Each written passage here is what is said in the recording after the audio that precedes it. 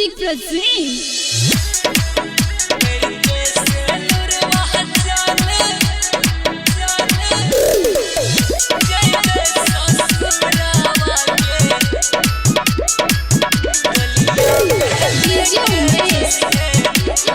सुखीपुर बाजार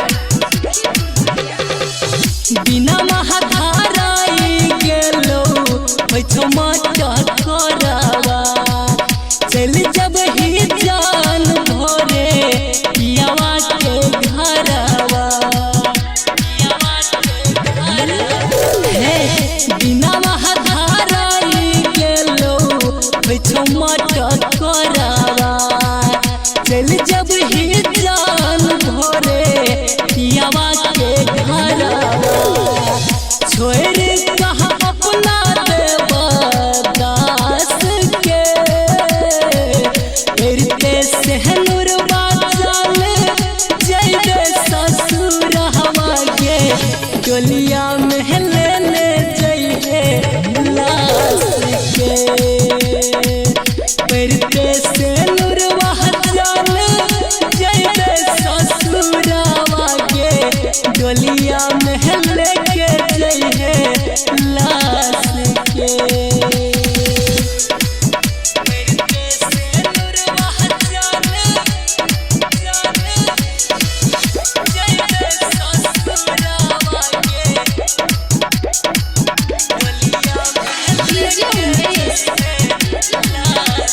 सुखीपुर बाजार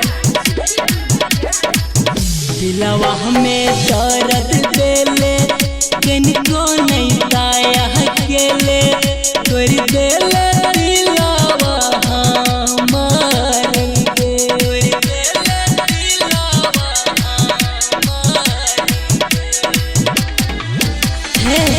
केहन जान प्यार केले जिंदगी बेकार केले मर जेबौ तोहरे दुआर पे कंधा लगाइली हे बास के परते से नुरवा चल जइबे ससुर हवा के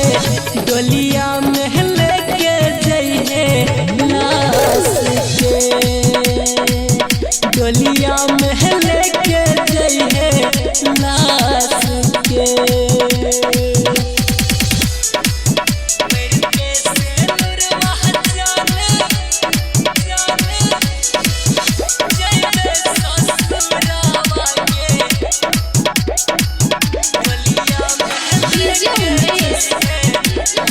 सुखीपुर बाजार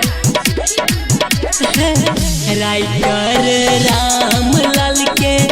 बुझले नहीं हाल के बीच में चल देले छोड़ के